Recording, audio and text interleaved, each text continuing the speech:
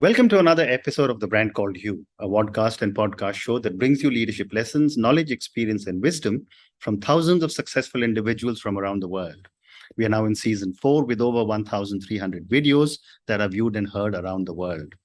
I am your host, Ashutosh Garg, and today I'm delighted and privileged to welcome a very, very senior and accomplished professional from the US, Dr. Kristen Donnelly. Kristen, welcome to the show. Thank you so much for having me. I'm delighted to be here. Thank you. Dr. Donnelly is the founder of Abbey Research. She is one of the good doctors of Abbey Research. So, Kristen, when I was reading about you, your mission is to impact lives and create wealth. Yes, sir. Help me understand this with an example or two examples.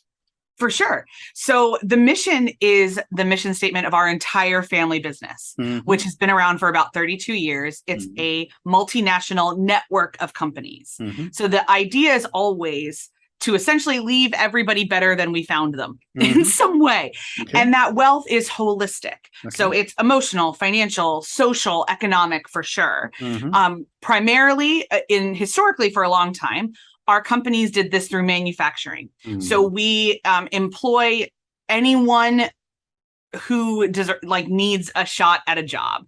Traditionally unemployable people, especially here in the States. We don't run background checks, things like that. The deal is that there's always at least one position in our factory that if you show up sober every day and on time, you can have a job. Terrific. And we'll train you to do everything else you need to do. Beyond that, we have a very people-centric focus. My father did, and now my brother and I do. We're the second generation owners. And we do our best to remember at all times that the people we are dealing with are people. So, some tangible examples, we've had folks that we hired out of halfway houses that now own 2 or 3 properties and have prospering families, have sent their kids to college. We've had folks who, when they, came to work for us, they've never had a job before or had never had good performance that have now left us and gone on to 6-7 figure jobs in other places. So there's all that kind of stuff. But for us, a lot of that's immeasurable. Like absolutely, we have all of our ROIs and our KPIs and things to do with the manufacturing. But for the mission statement, it's a little bit fuzzier than that. And so then I started a division that's not manufacturing at all. I'm our first foray into services, where I provide trainings and implementation strategies around employee retention, employee engagement, and we call it empathy education, with the idea that helping people understand each other is the best way to impact lives and create holistic wealth. Wonderful. So before I come to the work that you are doing, for our viewers and listeners, tell me a little bit about Abbey Research. And, you said you're second generation. What are the various activities? Would love to. So Abbey Companies is the name of the entire network. There's Abbey Color makes dyes and stains. Abbey Products makes high-grade epoxies. And there's a couple other divisions kicking around. Abbey Research does trainings, education, and we call them implementation strategies. Because I'm a little bit hesitant of the word coaching for the simple fact that what we do is deeply pragmatic. I'm not good at helping other people with their mindset or things like that.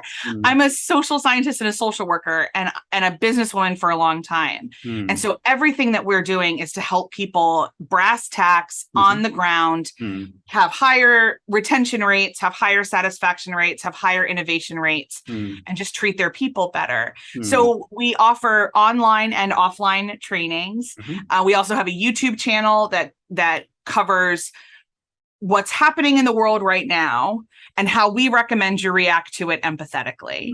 A Patreon, a newsletter, kind of all the other stuff that online businesses have these days, right? But we also have this arm where we go into companies and have hard but pragmatic conversations about how to get along better. Amazing. And now coming to your part of the work that you're doing, which is as an empathy educator. Help me understand who is an empathy educator and how do you define empathy? Such a great question. So an empathy educator is us. We made it up. So if you've never heard of another one, That's because Okay. we created it. Okay. But we define empathy as a worldview that everyone can learn to have. Okay. So we realize that even though we usually consider that empathy is really attached to emotions, we started doing some research and we literally just looked at dictionary definitions. And we discovered that only a few of them have the word emotions in them, but all of them have the word understanding. Wow. Okay. And so I took my social work training, put that hat on. We're both, my partner Aaron and I are both PhDs in social science. So we started thinking about what that could actually mean. And what we realized is that the worst thing you could say to somebody is, I know how you feel. Okay. Because usually if somebody says that to you, most humans' reaction is, no, you don't. Or how could you? Correct. Or like to smile politely and hope the conversation changes. What we really want to hear is, I'm sorry you're in pain. Correct. Or I'm sorry that's difficult for you. What we really want is to be heard. And to be heard means to be understood. Correct. And then we combined that with our years of experience working in Northern Ireland, which taught us that understanding is not condoning. You can understand somebody without ever agreeing with them or aligning with them. And we realized that empathy is a discipline we can all practice every single day. Wow. So empathy is the consistent, intentional decision to choose understanding over assumptions. Very interesting. And, when I was going through your website and looking at all the work that you're doing, you have some very interesting areas that you work in, web series, podcast, workshops, talks. Help me understand in each of these categories what you're doing, and examples always help. For sure. Everything we do is empathy education. And the good thing for us, the fun thing for us, is that we can do it in any format. Right. So we can do empathy education sitting on a plane. We can do it whatever way. So the workshops and trainings are both online and in person, and they're around topics. So we're actually in a couple of weeks going to be hosting an online virtual retreat, for instance, and anyone can come. It's about 6 hours, and we're going to talk about what is empathy and how do you actually operationalize it. And then we get the emotions question a lot.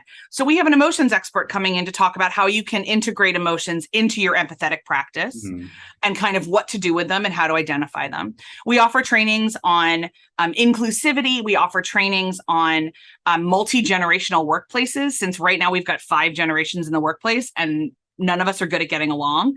So we kind of help people figure that out. But then the podcast and the YouTube channel are in service of that as well, because we're not, even if you work in a business, you are not just a business person. Correct. You're not.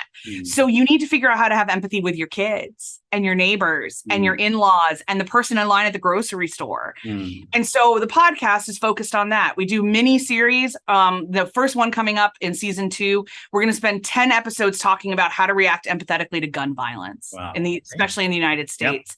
And like, how do we really dig in to an empathetic response to what's happening in the world? Then we'll talk about climate change, and we'll talk about, one of the really big conversations in the US right now is reproductive rights. Correct. And what does that look like? So we do that through the YouTube as well. We also cover television shows, because who doesn't love to talk about their favorite TV show? So we'll have a series of conversations around the television show Bridgerton that's on Netflix. And we'll do episode by episode recaps and say, like, this is how, like, you can watch art to understand people better. Correct. And so if you watch it with that hat on, then you can deepen your empathetic practice all the time. Correct. And art is one of the best ways we can learn about different people from us, because it has the conversations for us that we're afraid to ask questions to total strangers, and they probably aren't appropriate. So the other thing we do on YouTube that we really enjoy is, we call it the Colonizers World Tour. Okay. And we go around the world and we look at the impacts of colonization on different countries, because we have to have, absolutely everywhere has been colonized except for Antarctica to different degrees. And so to have international business conversations, like if we're talking about China and Taiwan right now, you have to understand what the history of colonization is on the island of Taiwan. Absolutely. You have to understand the relationship between China, Korea, and Japan to understand what's happening over there and to really get it. So we unpack those things and say, hey, this isn't a judgmental space. We just want to let lay out some stuff for you. Here's what all the experts we've consulted are telling us you need to know about this country, this culture, this group of people. And then we watch a piece of art produced by that culture and say, what does this teach us about this culture that we now can move forward and have a richer human experience? So it's always, how do we human better? Fascinating. And well, one of the things that you could look at is the United Kingdom, which has been the biggest colonizer in the world. Oh, we hold them to task. Yeah. Okay, maybe, we just yesterday finished what's called the Commonwealth Games. I know, it's wild to us that those still exist. Yeah, and there are 54 countries that participated. Yeah. So that means 54 countries out of the 194 were colonized by UK. Amazing. Yeah. But moving on, Kristen, how do people reach out to you to seek help? We are on every social media, so our DMs are open, YouTube comments, emails, but the best place to find us is our website, which is argooddoctors.com. You can find everything you need there. We encourage folks to sign up for our newsletter because it comes out once a week, and it at least once, sometimes twice, depending on what's happening in the world. And that kind of lets you know what's happening and what's going on. But we are not hard to find. Okay. And we try very hard to be easily accessible. You spell Abbey with an E, ABBEY, research. And then we're on all socials. I don't know how to respond to TikTok messages, but I can respond to messages on every other platform. Okay, I understand. So my next question is that, because you deal with people around the world and because the US itself is so multicultural, I'd love to get your perspective on how does culture impact empathy? Wow, that is one of the best questions I've ever been asked.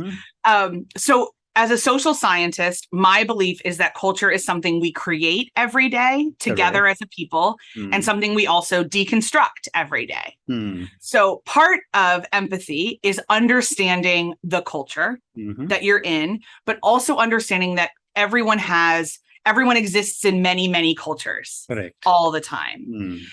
Also, that your culture is not better or worse than someone else's culture. And what empathy seeks to do is remove judgment from this understanding. So just because I don't agree with that cultural practice, or it doesn't make sense to me, or I find it weird, does not mean that it is wrong, does not mean that those people are not correct in practicing it. It might be toxic and terrible. It might not be great, but you as an outsider are not the one to potentially tell them that.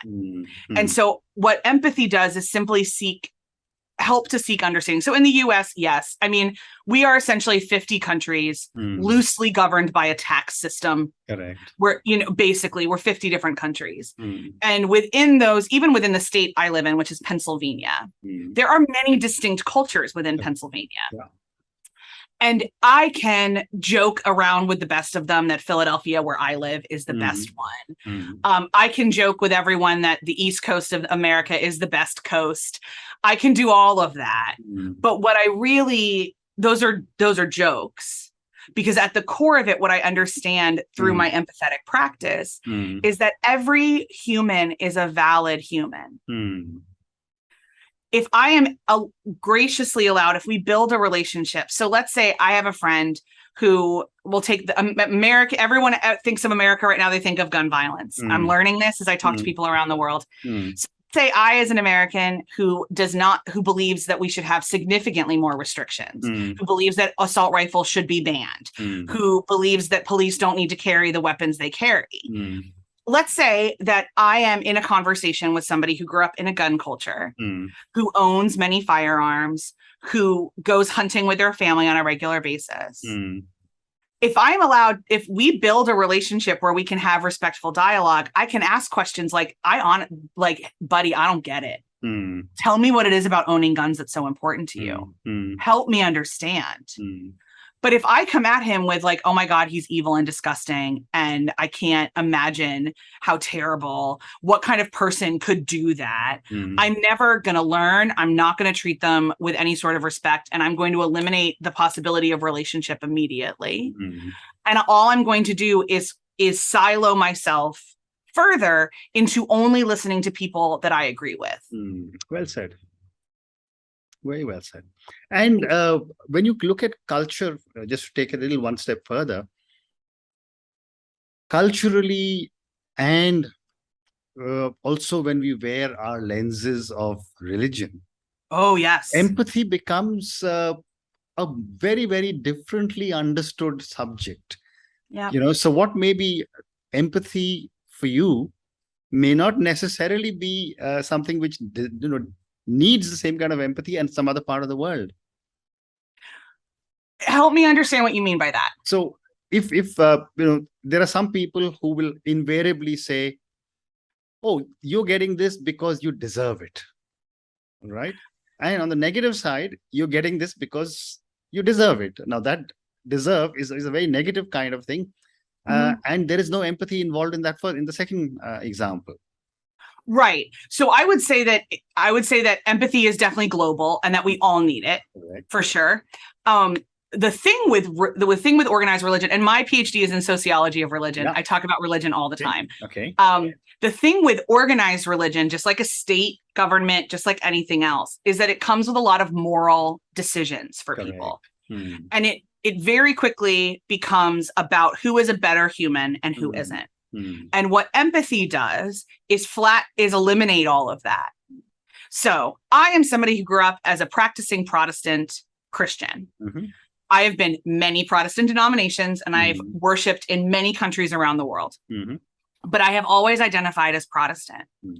I have dear, dear friends who identify as Baha'i and who practice Baha'i and who believe deeply in Baha'i. Correct. I will admit that very little of Baha'i theology resonates with me.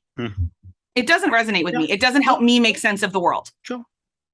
But that doesn't mean that they're wrong. However, in the history of both of our religions, the institutions have taught us to believe everybody else is wrong. Correct. We have, as humans, decided that that is garbage, that no one has the monopoly on right or wrong. And what we can figure out together is how to deepen our human experience. Now, do I believe that my way of making sense of the world makes the most sense? For sure. That's why I believe it. I was raised in hyper evangelicalism. I was sent to go convert the nations and all that other stuff. And I know the history and legacy of colonization through the Christian missionary movements. I studied that. I have a master's in it. I get it. So I've been that person that has stood on street corners and tried to shame people into agreeing with me. And what I have learned is that no one changes their minds through shaming or statistics. Correct. Everyone changes their lives through stories and relationships. And my responsibility as a person is to love the person in front of me the best that I can. And love does not contain judgment. Correct. Love might contain harsh conversations of, hey, help me understand why you're doing this. I see it as toxic or I see it as bad.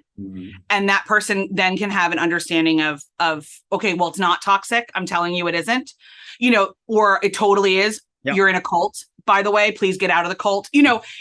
Humanity is messy. And anytime we try to create a hierarchy, it forgets the mess. Correct. It forgets the mess. And the mess is where the fun stuff is. Correct. And yet, as humans, hierarchies are very, very important for us. Oh my gosh, we crave them. And so we create them out of, I was talking to a brain chemist a little while ago, and what they explained to me was that our brains could only hold so much information at once. And so this is where stereotypes come in. In order to keep us safe, our brains are not into having new ideas. So they just categorize everyone we meet into already established categories. And it keeps us safe, fight or flight really quick. Like we kind of get it. We understand it. So this is why if somebody's had a really bad experience with a dog, they have a panic as a child, they have a panic attack whenever they see a dog as an adult. Unfortunately, we do the same thing with humans. Correct. And so as empathetic practice, you rewrite your brain chemistry. You rewrite those neural pathways. You say, hey, just because I had a terrible personal experience with excuse me.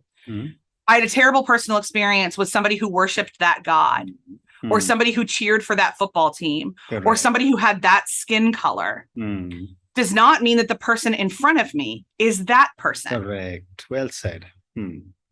Very well said. Very well said. Thank you. So, time for two more questions for you. My next question is that you've done a lot of work in international conflict zones. Yes. Tell me, what has this work taught you, with specific reference to empathy? For sure. And all the work that you're doing at Abbey Research. My gracious. So I've had the opportunity to, I have spent the most time in Northern Ireland, for sure. I lived there for 5 years, and now I'm married to a son of the island who grew up during their armed conflict. I've worked in South Africa, Rwanda, Colombia, and a lot of areas of inner city United States. And so just to give your listeners context for where I'm talking about, and what I would tell you is that the phrase, there are two sides to every story, is a bold-faced lie. That is what international conflict zones have taught me. Okay. There is 17 sides to every story. Okay. The stories evolve over time. That truth is something we find in the middle of facts and sometimes against facts. And walking into a situation thinking that you know everything because you read a Wikipedia article on it is only going to make it worse. And that the best, I believe in conflict transformation. I don't believe in conflict resolution. I don't believe in because often we jump to reconciliation when groups of people have never been conciled to each other. They've never gotten along. And we jump to reconciliation to kind of paper over the pain. And what I would love to do instead, and what a lot of wonderful movements around the world are doing, is to transform that conflict into like almost the Japanese art of kintsugi, where we take broken things and bind them with gold. And we don't ignore the brokenness. We don't ignore the pain. We don't ignore any of that, but we use it to build something stronger. And that's harder work. That takes apologies and restitution and reparations and structural differences. But it is the sustainable option. I think if you look around the world right now, you can see that peace treaties with no structure behind them don't do a thing. And so the other thing I would say is that unless you are a deep, intimate insider let me rephrase that. Even if you are a deep, intimate insider in a conflict, you have a lot to learn about your own conflict. Correct. And so you just open your mind as much as you can. I mean, we saw this in Northern Ireland all the time, where like I'd be somewhere. It's like, oh, well, I guess it's really bad between Catholics and Protestants over there. And I'm like, no, but yes, but you don't know what you're saying. So let me trouble this narrative a little bit. Let me tell you what you think you're saying. And it's the same. It's the same with every conflict that we have drilled down, where we pretend it's two people: Israel, Palestine, Pakistan, India. We pretend it's this really simple narrative. And it's not, because as you and I have just discussed, humans are messy. Correct. Absolutely. And Kristen, my last question to you, and this is for the many, many people who will listen to our conversation. Based on your vast experience and your being an empathy guru and all the work that you've done in conflict zones, what would you say are 3 lessons you would want our viewers and listeners to take away from your experience and our conversation? Wow. The first one is that life is hard and you're doing okay. Okay. So everything feels overwhelming a lot. Yeah. And especially if you're living in a conflict zone. Yeah. And the problem that you have that day is eating. I want you to know you're doing okay. Yeah. And just take as many breaths as you can and get through the day. And that accounts for whatever conflict you're in, whether it's armed international or it's a divorce or it's difficulties with your kid. Take a breath, take as many as you need. You're doing okay. Wonderful. Okay. The second that I would say is to remember that everyone is as complicated as you are. Yeah. All of those warring emotions you have in you, all of those warring viewpoints, all of those, I agree with this, but then this, everyone else has those too. And so operate with more grace than your energy level will often allow. Remember that the person in front of you is a person and act accordingly. Correct. And the third thing I would say is, with any extra emotional energy you have, practice curiosity. Wow. Wow, that's fantastic. Kristen, on that note, and your three amazing pieces of advice or three lessons, life is hard and you're doing okay. Everyone is as complicated as you are, or as simple as you are. And finally, practice curiosity. Thank you so much for speaking to me. Thank you for your incredible understanding of empathy. And I've learned so many new things from you today. Thank you again Gracious. and Thank good you luck. so much. Thank you. Thank you. You too. Thank you for listening to the Brand Called You videocast and podcast, a platform that brings you knowledge, experience, and wisdom of hundreds of successful individuals from around the world. Do visit our website www.tbcy.in to watch and listen to the stories of many more individuals. You can also follow us on YouTube, Facebook, Instagram, and Twitter. Just search for the Brand Called You.